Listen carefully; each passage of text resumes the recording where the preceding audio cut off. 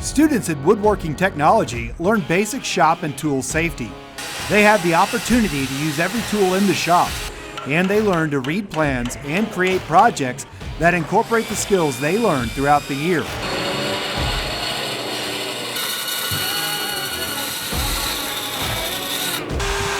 We're building a house right now, basically like a room. It has all 4 walls, and you're gonna see how plumbing goes in and everything.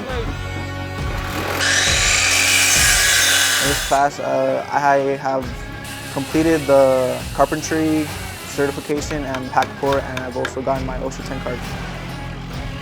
If you have hands-on work or you just don't know what you're going to do after high school, construction is a great pathway to go through.